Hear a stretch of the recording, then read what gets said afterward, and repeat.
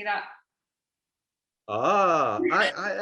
I have tea in the mug since I figured it's going to be a real British interview, so I figured coffee would be here. Hello, Seawolf. So I'm here online with the one, the only Pip Hare here on the other side. Hello, Pip. Hello. You have some real British tea over there. Are you ready to do a little toast with the rest of the Seawolves before we start this interview? I certainly am. Well, will you do the honors? Okay, Seawolves, it's really nice to be with you, and I'm giving you a morning toast of tea. Here we go. Here we go. Oh, that always does it in the morning, right? Some nice breakfast tea. So welcome to the show, Pip. Super cool that we can do this now. And well, let's just kind of get started right away. As a fellow sailor, the Vendee Globe, as a sailor, to be that free, to have the road that open, to basically put up the sail and know that it's not really gonna come down until you're all the way around the world. Like as a sailor, how was that experience? Was it everything that you dreamed it would be? Yeah, it was more, actually. I first read about the Vendee Globe when I was 16, 17 years old, and it captivated me. From then, it just captivated me, and I just said, I'm going to do that. And I had no idea how I would make it happen. I lived in the middle of the UK. I wasn't a member of a sailing club. I sailed, but I didn't have that sort of access to boats, to role models, to people who could coach me. But I just said, right, I'm doing this. And so I have been imagining it my whole life. And it was everything I thought it would be and more. It's a really, really strong, powerful experience. And I loved it.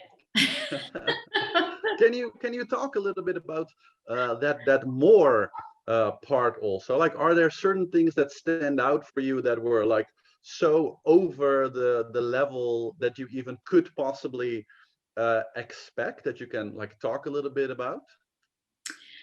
Well, I suppose the one thing was time. I thought I would be super aware of time. I thought time would drag on, and it didn't. Time rolled really, really quickly. Before I knew it, I was a month in. I was halfway through the Southern Ocean, and it's quite kind of interesting. I thought I would be measuring the race by time. How many days have I been out? How many days am I going to, what days, months, weeks? But actually, I was measuring it by geography more. And then sort of your time scale is, your time scale with geography is, I think maybe it's an easier way of managing things. It puts a different perspective on it. But I think the thing that surprised me was that when I set out, I wanted to do well for the boat that I had, but I didn't know what that looked like. And I didn't know how competitive I was going to be against the other sailors. I didn't know how scared I was going to be. I didn't know how risk averse I was going to be. But I discovered fairly quickly that I absolutely love the adrenaline rush of pushing the boat fast. I just love it. And that, the really immersive experience, and bearing in mind I'm not sailing a foiler, I'm sailing an old boat that plows a furrow in the ocean effectively. There's not a big gap between me and the ocean. In fact, most of the ocean is on the boat. The experience of making that boat go fast, 400-mile days, an average 3 hours of over 19 knots, that really surprised me and was like a drug to me. I just wanted more and more and more. I so sorry to interrupt you. That also was really something that surprised me, and that actually kind of spawned the whole Seawolf moment when we all kind of bombed your YouTube channel, and you made that video when you were just so competitive that it actually made you cry to kind of see the rest of the non-foilers that you were very close to sort of inch away a little bit, and you were, damn it, I need to keep up with this. That was so cool to see that real racing sailor sort of come out completely unvarnished. It was such a cool moment to see you be so competitive and to really experience that with you in a way. Really, thanks for the moment. It was awesome to kind of live it through you then. Thank you. Well, I guess, and I suppose one of the things about it is it was a difficult journey to get to the Vendee, and especially in trying to raise the sponsorship. And I had a lot of people give me a lot of advice on my deck and what it should look like and what I should say to people. And I kept going into these sponsorship pictures, and all anybody wants to ask you is, are you going to win? And I'm like, no, I'm not going to win. I've got a 21-year-old boat. I've only been sailing in Imoca for 2 years. I'm not going to win. And people really struggled with that. Well, why are you doing it then? Why are you doing it if you can't win? But actually, a race like the Vendee allows people to compete on so many different levels. And yes, winning is one thing, but that doesn't mean that a performance, good performance with an older boat in a different part of the fleet is invalid. It's just as valid, and it's part of a wider journey. I think it's actually super valuable. If I think about, in a way, the missed sponsorship opportunities for you, for Jean Le Cam, like for the incredible like heroics that you guys performed. And if you had a smart sponsor who sort of, I guess, the race kind of has a big finish. Everybody is aware of the start and the finish, and in the middle, less, let's say. But it's like sponsors forget. Like it's like 4 years later for the next race. So most people in corporate maybe aren't really aware of, I think, the giant opportunities in that. So I really get what you're like, how hard it must have been to kind of explain that in a boardroom somewhere with somebody there on a completely different a track, to just explain, this is a cool adventure, this is going to be cool, you need to be with this. I hope that this edition of the race, because the satellite technology has been so much better, but also the way that we were able to record our media has changed. In the last one, everyone was using webcams and sort of clunky software to send it back, and this time I did everything on an iPhone, everything. All my editing, all my recording, and I sent it back off my iPhone. And that, I guess, that made us able to really narrate the story in a very immersive way. Yeah, and I think so too. Hopefully future sponsors will engage with the fact that actually there's two things. When we set out at the beginning of this race, we had two objectives. So one was obviously my competitive objective, but the other one was to try and tell the best story we possibly could in the English language. Because I believe there are two people that get remembered from the race: the winner and the person who tells the best story. And so we said, in English language, we're going to tell the best story. And hopefully we did. And it was fun. But maybe we've opened people's eyes for what's possible in the future and made it easier for the people that will come afterwards. Hopefully. I think so, definitely. I mean, Seawolves is a good example of that also. I mean, I was basically non-existent before the Vendee. I made like a few little videos, and just the fact that we made English commentary, which was so lacking in a strange way, and just a massive enthusiasm for it, was a big surprise to me also. And I'm super happy that you and Boris and of course several people really also focused on doing some English commentary, because it's still so different. Like French with subtitles is, of course, you can understand what's going on, but to get all the intonation and the subtleties in the language and all these different things, it's just such a different things when it's in a language that you really understand, right? And I do think that it really changed the race what you did with the media now and the good video and stuff. And I'm pretty much betting that the next Vendee Globe, lots more sponsors will hopefully dive on it and see the potential now of this just amazing adventure, which also, by the way, leads me to my next question, because I want to get a little bit to your personal psychology also with this kind of beyond the sailing. So I want to ask you, Pip, what would you say is kind of your relationship to the great adventure in your life? Like, because it's really an adventure race at its heart.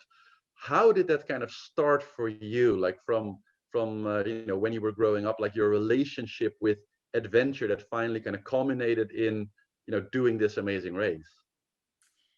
So I think I am just a very, very, very curious person. And I'm Mm, not, I am, so I'm competitive, but it's not about beating other people. It's about trying to prove, I guess it's about beating myself. It's about, you achieve one benchmark. Well, can you go further? Could you go further? Can you go faster? Can you go somewhere else? Can it be a bigger boat? Can you do uh-huh. it on your own? I'm just so curious about what I'm capable of as a human being, but also Mm, I'm curious about the planet. I want to see every part of it. And so I think, I am a person that is never, ever, ever going to be finished. mhm. And I'm always looking for new things to learn, new ways to push myself. If somebody tells me something can't be done, then it's almost 100% I'll go and do it. Um, That's and actually how my wife gets me to do stuff. Whenever she like wants me to do something, that Florian, don't do this, and then she knows that I won't be able to resist. But I think in terms of the Vendee Globe, so many people refer to it as the Everest of sailing. It's not. Mm, It's not. It's way more than that. It is way mm, more than that. And yeah. so, if you look at it as an adventure race, well, it's the most hardcore in the world because it goes on for that long. It's, Mm, it's it's requiring a human being to perform, to problem solve, to risk manage, to be on their own for so long. And in my head, I love sailing. It's been my profession my whole life, and I just mm. couldn't think of anything harder to do. So that's why I wanted to do it. Does that adventure seeking also extend to other parts of your life, or was it always kind of the sailing adventure and the race and the, you know, the fun of competition in a way that really drew you in, or is that also, you know, hiking or I don't know, other forms of kind of always wanting to explore in that sense? Yes, so I mean, I love any sort of outdoor sport. The other thing I really enjoy doing when I'm not injured, which seems to be quite a lot of the time, is running long distances. And Mm, so so there's a race in the UK which is quite it's an old sailing and running race. It's about 45 years old now, and it's called the Three Peaks Yacht Race. So mhm, basically, you sail to the closest port for each of the three high mountains in Wales, England, and Scotland. And mm, then you run from the boat up to the top of the mountain and back down again.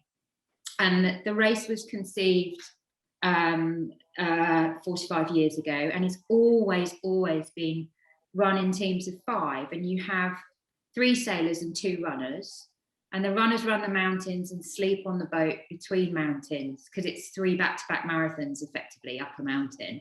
So ah, they sleep on the sailing legs, and then the sailors, obviously they're on watches, but they also rest and repair the boat while the runners are running. mhm, And I did that race first in 2013 as the navigator, and then I came back in 2016 with an all-female crew, and we won it. mm. First ever. I think it was only the second time an all-female crew had finished it, but Nice. we won it that year. And Cool. then in 2017, I was curious, and I just thought, okay, well, I've won it twice now? How can we Uh-huh. make it tougher? And so myself and a really good friend, Charles, who's an elite fell runner, we decided we'd try and do it double-handed.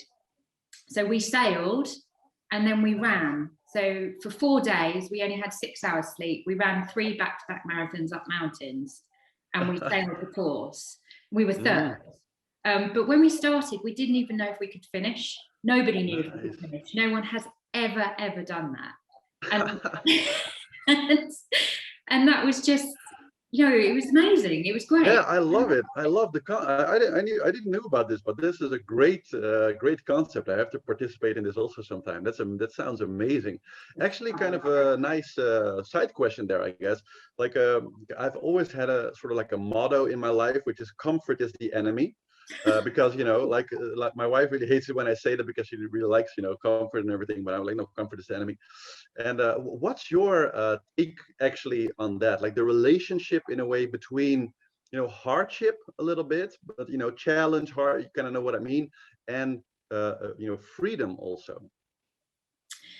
I think, yeah, I think I'm a better person. I need to have goals, and I don't want or need an easy life. An easy life makes me, I think it does make me lazy, but it also makes me unmotivated. Uh-huh. I love where I live. I actually do, for the first time in my life, have a home. I've been transient for a lot of my life, but I don't need these things around me. And in fact, in a way, I find that they're slowing me down a bit. They are the enemy, yes. So I think, having goals and always wanting to push yourself, and it gives you a reason to, I guess, to be the better person, and hardship naturally weaves its way into that if you think of it as hardship. Yeah, right. But that's freedom. I like, for me, like the same thing. For me, always the freedom comes when you do something that maybe other people say is hard or tough or challenging or you shouldn't do, or any of those kind of things. But that's where you really are free in the end, when you're doing your thing that you love. So nice to see that you have a similar relationship with comfort there. Which kind of brings me to the next question. Since it's actually April Fool's today, I thought we'd do one kind of like a little bit of a funny one. So can you give us 2 reasons why nobody should ever do a Vendee Globe? Because it's just crazy, obviously. And maybe also 2 reasons why everybody should do a Vendee Globe. If you say that. Reasons why nobody should do it. Oh, crumbs. We're looking for the worst of the worst here. So the worst of the worst has got to be because, well, 2 reasons why nobody should do it. Because actually, peeing in a bucket for 3 months, it's not great. Not great. Okay, we get that one.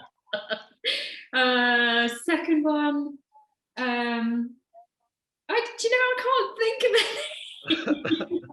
Okay, well, we'll take the one. Well, give us one why everybody should do it then. I think everybody should do it because it will just surprise you as to how much you can do as a person and how strong you are. Because I just think we naturally take the easy way out because our life is set up to allow us to do that, and we are better people than we think we are in terms of our physical, mental ability and strength. Yeah.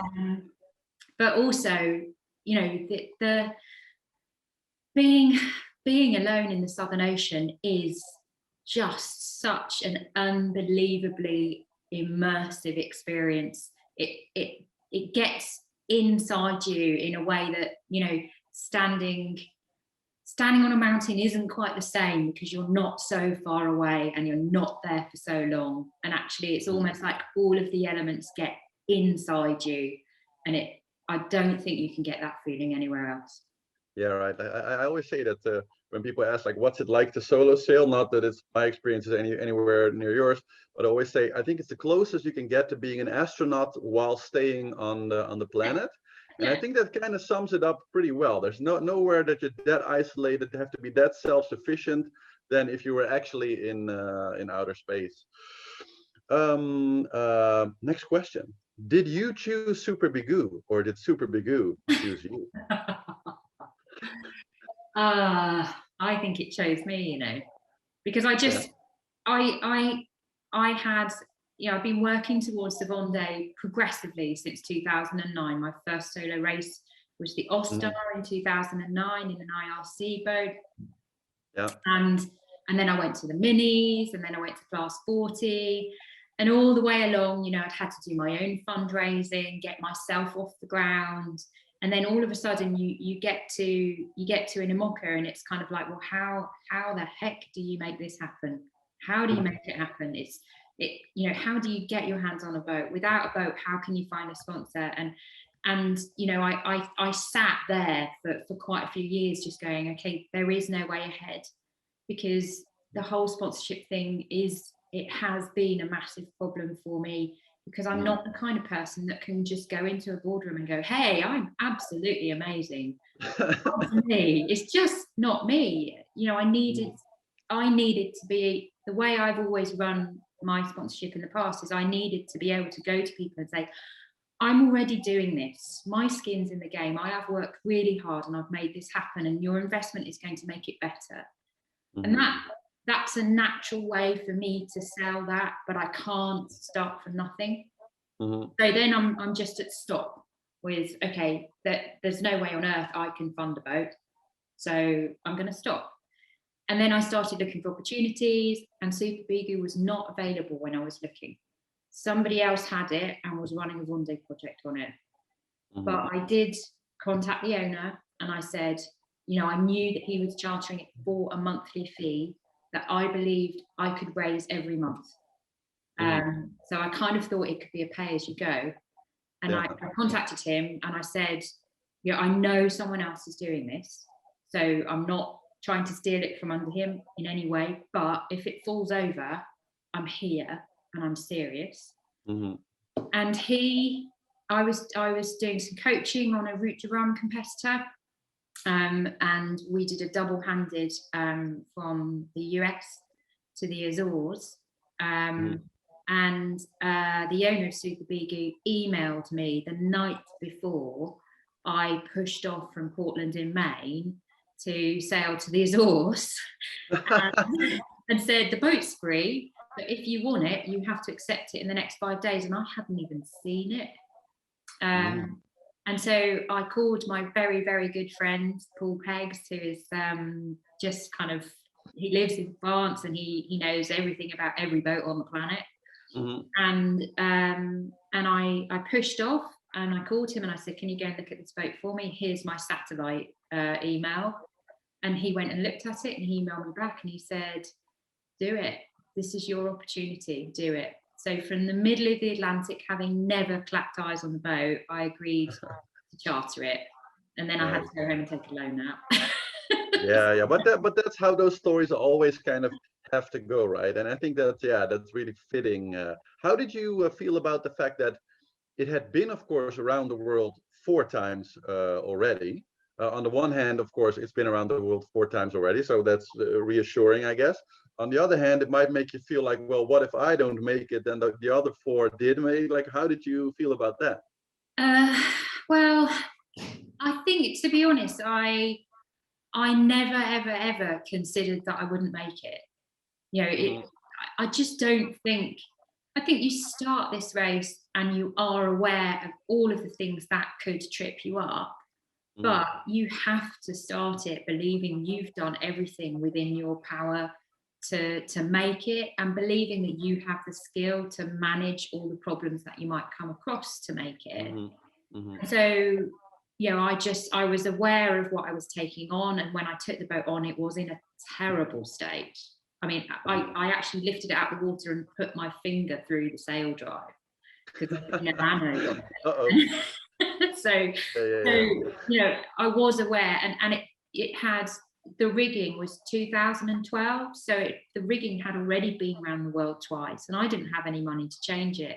So my first year of qualification, I was more worried that I would dismast during the qualification than anything else. So it was more the qualification I was worried I wouldn't finish. But when we got to the race itself, I just had to have this confidence that the boat was up to it, and I was up to it. Of course. And you did, of course, sustain some serious damage on the way with the rudder. Right before the finish, your entire pulpit fell off. Did you feel, in retrospect, that you prepared well enough?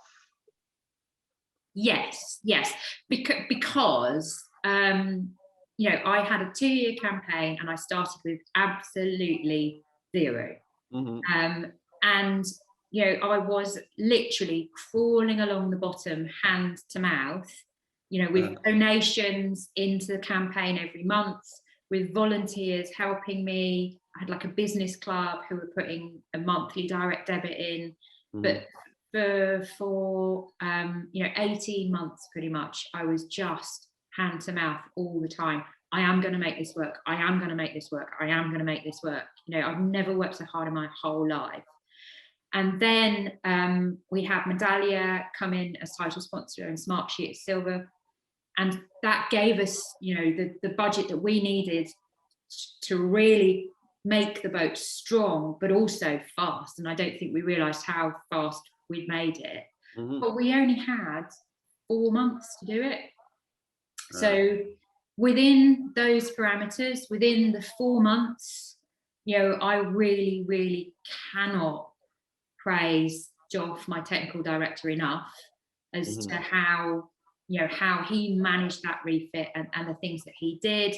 But also, I was working with Paul Larson, and he was very much helping me personally on driving the boat hard and looking at the opportunities. And everyone worked as a team, giving everything they could. And so, yes, we did a good job for sure. Nice. Is there? Let's transition a little bit to the actual sailing. Would you say that there's anything particular about your personal sailing style that you kind of, maybe you found it out before the race, but it is a very long race, so I guess it's really a perfect opportunity also to kind of get a bit more aware and realize more kind of what your own, everybody has their particular reliance on, strength or strategy or looking very far ahead, or everybody kind of has their own thing. Have you found some new insights during this race about your own personal kind of way of, handling the boat, making it fast, and kind of your own style in that you became more aware of during the race, maybe? I think probably it's more an affirmation or a building of what I knew already. So I know that I'm not a numbers person. I'm not a very technical person, and I sail a lot by feel. And I think, particularly on Super Bigu or Medallia, that was very much enhanced because the living accommodation is down inside the boat. And I had 2 windows on the coach roof that I could see. If I sort of did like a chin up on one of the handholds, then I could see the head sail from there, and I could look up at the main. But everything else, obviously I was looking at the speed and the wind angle and the wind direction, but also I was listening. I was listening to the water on the boat. I could hear when it separated. I could hear the rudders cavitating. But I could feel too, and I think that just really enhanced that. I think I knew already that I am maybe more comfortable than most in bigger breeze, and I don't know where that comes from. I guess maybe I came late to racing. I didn't start racing and ocean racing until 2009, but I have spent my whole life at sea.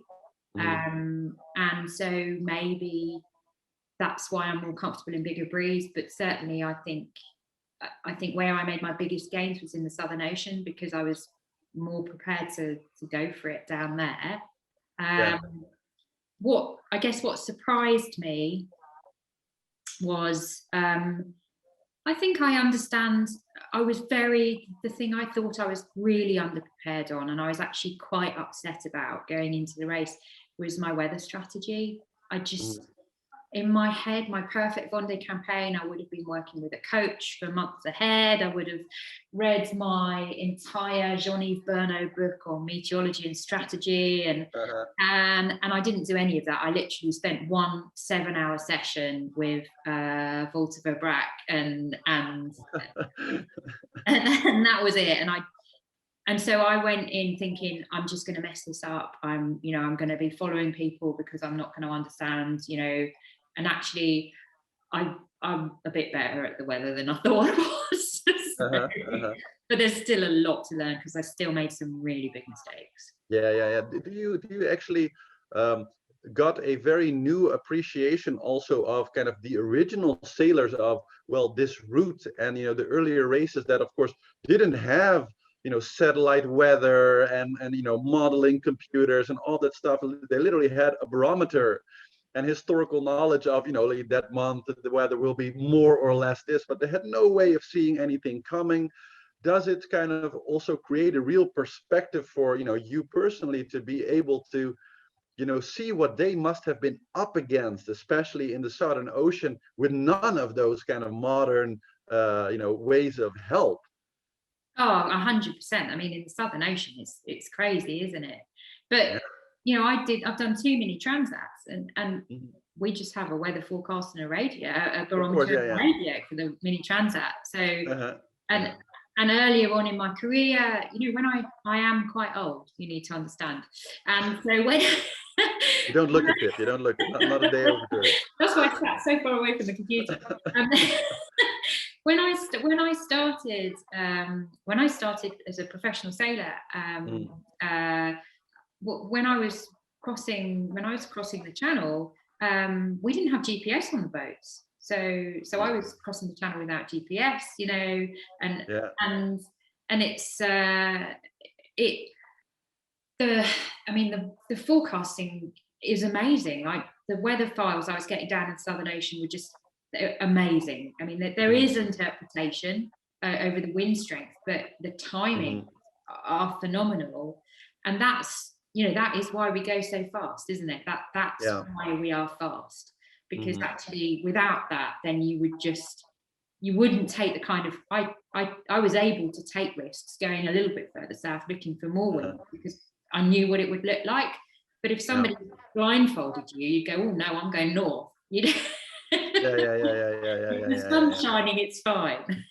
Mhm. Mhm. What is anyway your take on because we saw of course a very big spread of very different boats that we have the kind of the older boats that you were sailing also in, and we had the hyper modern side, and kind of in between the modernized older boats, some with foils, some without foils still.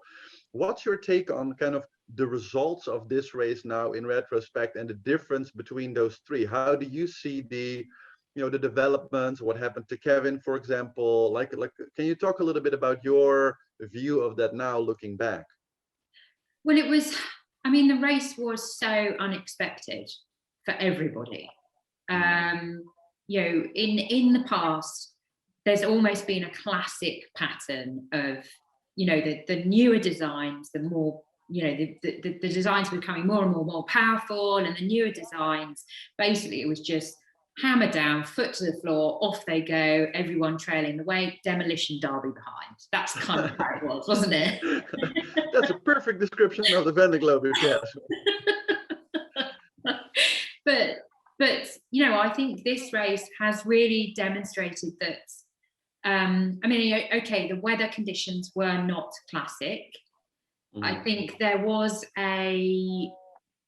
is a. I mean, I'm still a novice in relation to this, but there was much chat about the ice limit, and personally, as somebody who was down there and feeling the frustration of bumping against that limit all the time, Mhm. then I think maybe there might be discussions in the future as to how to manage that.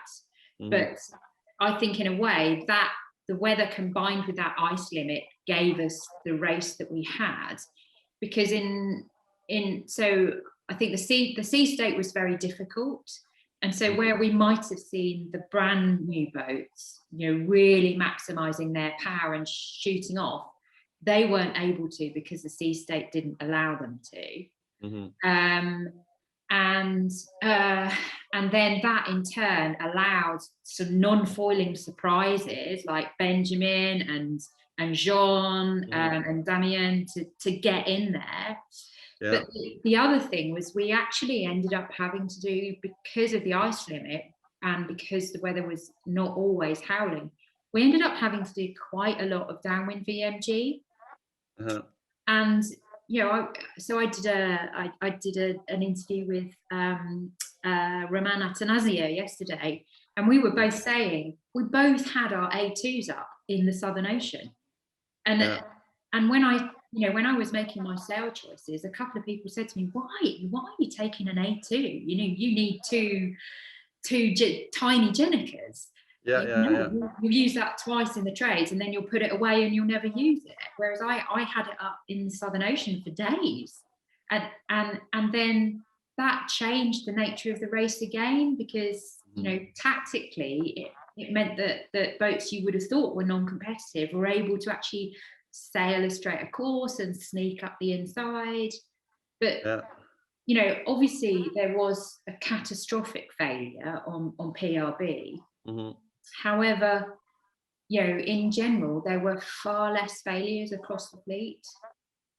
So I think there's a number of things to pull out of that. One is potentially, we're getting better at understanding the what we have to put these boats through, and so the preparation is better, the build is better, the boats are stronger. But also, you can't build a one-trick pony. There needs to be versatility. The weather is still the weather, and actually, having this range of modes. One of the things that Louis Burton said with Bureau Valley was that he felt that boat was, his performance was incredible. He was 11th at one stage and then ended up as 3rd. And he very much said that was because he felt that his boat was capable of performing across the board in all conditions. It wasn't just a reaching, blasting boat. But, that made an unbelievably interesting race. And I think it just also, I can see how, because it's sort of, you could see it happening when I was in the Southern Ocean. I could see how in other races people kind of got into almost a procession. It's like, well, we're here. And then if you don't think that you can get from there to the next pack, then you almost maybe stop trying. Your psychology changes.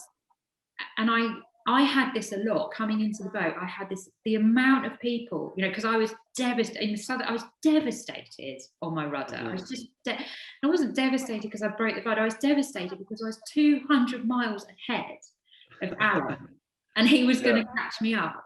But it wasn't just that. It was that when I broke my rudder, I was literally about to jive onto another front that was coming in that I believed would have put me another 100 miles ahead of it. Yeah, I thought so too. Yeah. That's also, especially, it's interesting that you say that. That's one of the reasons why I really loved Armel Trippon's performance also, in the sense that he really kind of crossed, two different packs to end up where he did, and to kind of take that leap, like you say, to sort of be at the head of a pack and then make the choice, like, okay, well, those other guys are still 600 miles or something away, but I'm going to go for it. I'm going to go off on my own and try to make it there, and then actually achieve that twice. I thought was so impressive, like physically to do it, of course, but also, like you said, psychologically to kind of have that self-belief. No, I can make it. I can clear this gap after everything that happened. So very cool to hear that also from your side.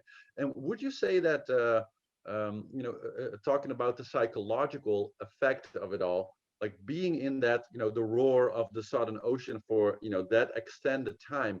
There's this great movie, I forget the name, but it's about a soldier in the bomb squad, and like the first half hour is like the guy dismantling bombs, and it's all very explosions everywhere.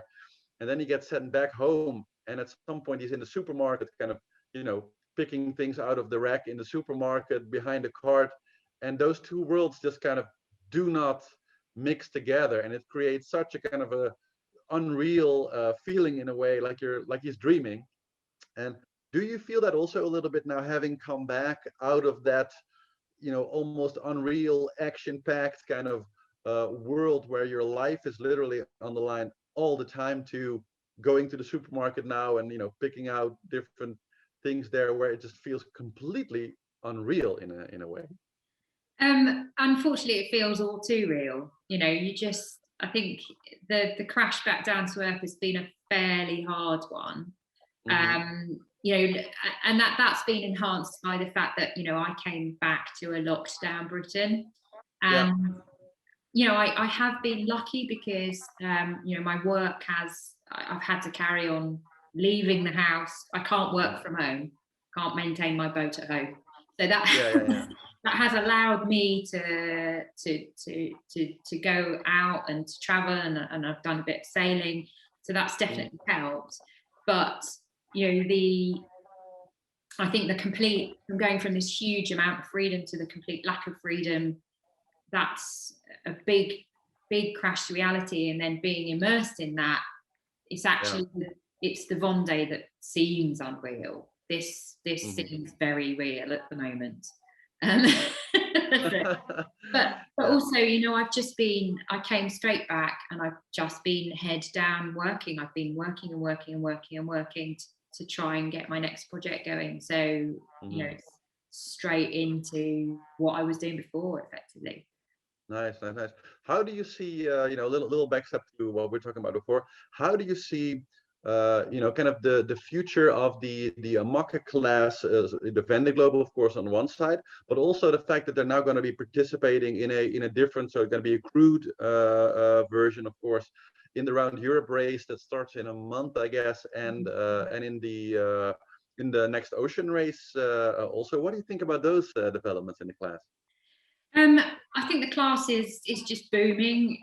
I think it's a really exciting place to be at the moment, and it's fantastic that, you know, there's more on offer, because it's only going to attract more people to the class and more sponsors, and it all just gets bigger and better.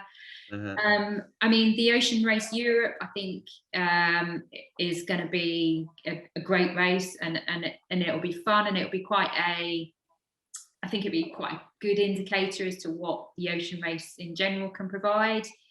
I mean, to be honest, I've not made up my mind about the ocean race itself, because personally, my thing is solo and double, it's short-handed, and I'm not 100% sure that splitting the fleet up and taking boats and teams out for a period is going to benefit the short-handed stuff, because I think the Imoca Globe series is it's a great number of races, and I think, you know, with so much interest in the Vendee last time, we've got a real opportunity to kind of showcase the rest of the races and tell a more continuous story all the way through, and see how teams are developing and what they're doing and all that sort of thing.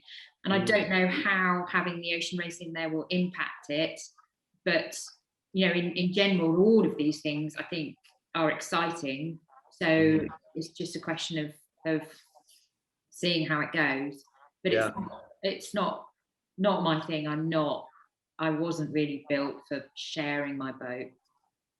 Yeah. It is the solo hardship again that is the real attraction, of course. Now, you have recently said goodbye to Super Bigoo, I guess, right? You gave it back. I did, yes, yeah. How was that? Like, was that super mega hard, or did you get through it okay?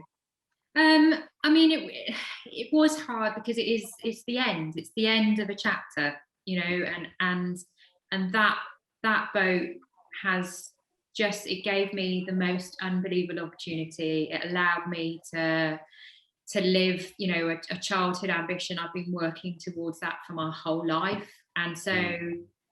But I think the way I feel about it is that boat has had a story from you know, 1999.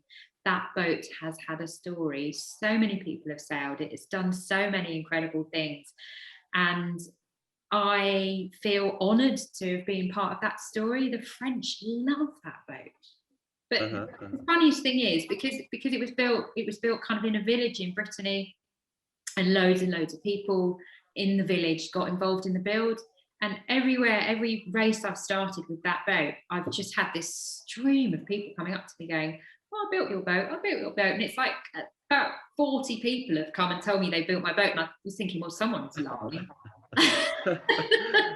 You can't have all built my boat, but they did. Nice. I didn't even know that. How cool. And then the fact that it went around the world 5 times now, that's pretty impressive, of course, in that sense also.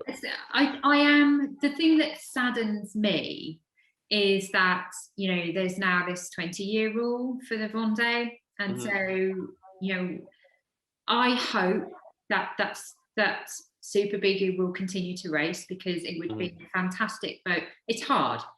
Let's be honest about this. It is hard. And every single other Imoca sailor I have spoken to has said, you're crazy for taking that boat around the world. It is really hard, physically uncomfortable and hard to sail. But it's a platform to start on, and it technically it's very simple. And so I hope that somebody like me who's starting out might still race it for something like the Route du Rhum or the TJV. You know, it still is an Imoca. It just can't be the Vendee. But I think that 20-year rule is, for me, that is a shame, because you look at someone like Didac.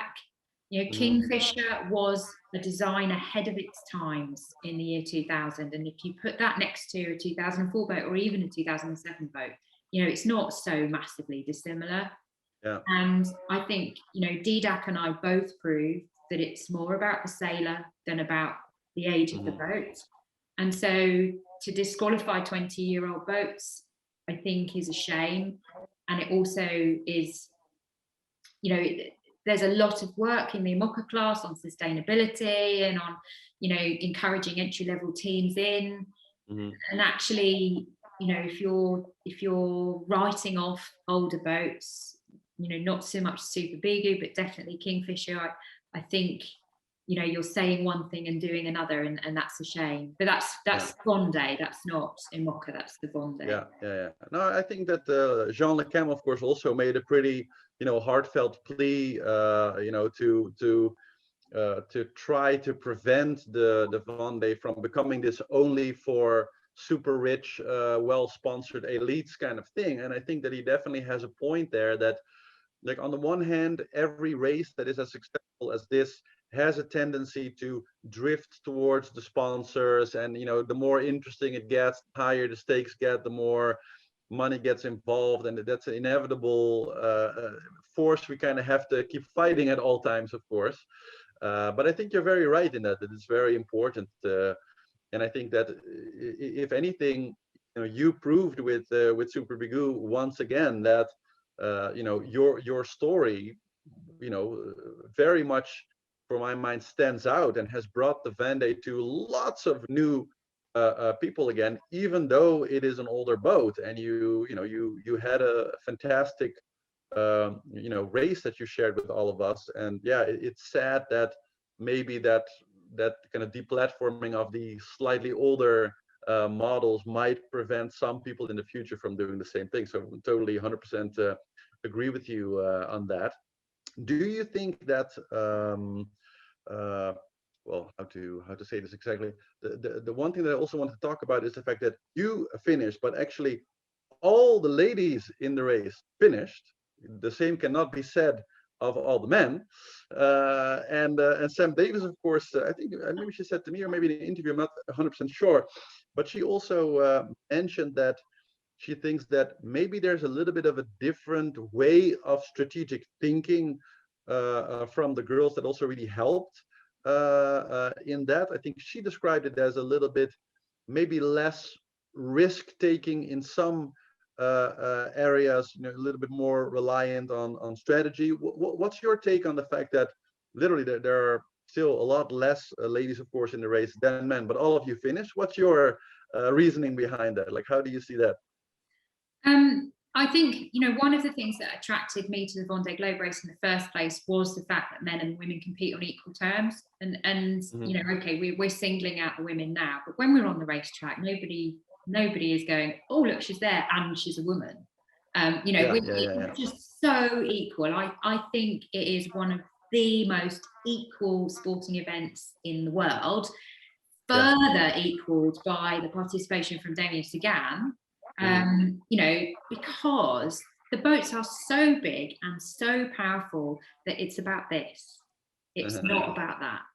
And that means that, you know, we can all compete on equal terms. And I think, you know, Sam is right. There's a lot of how you deal with problems is so there's an element of risk, and I don't necessarily think that women are less risk takers. I actually think if you looked at me and compared to the pack I was with, I think I was driving all of them to sail harder than they would have done if I wasn't there behind them. So you know, I think everybody has a different perception of risk, but I think, you know, maybe some may consider that I take more risks. I mean, they're always, you know, well thought through. But yeah. I think the thing that is different for women is because we are naturally smaller, you know, and of all of the 6 women, I'm the biggest one. You know, everyone else, if we stood in a row, they're teeny weeny. But because we are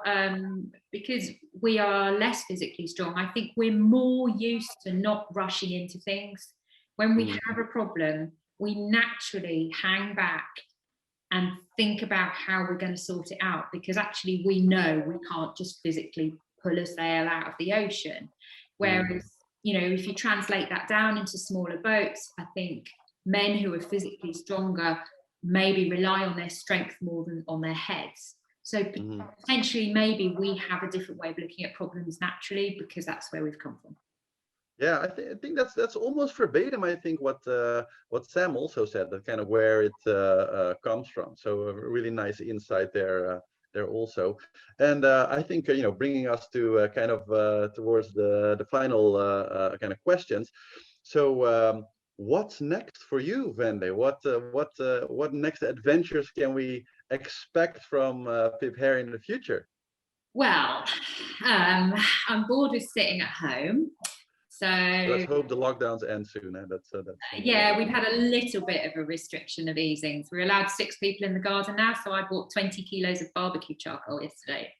I'm just going to barbecue for the next month. A rolling 6 people coming through the garden.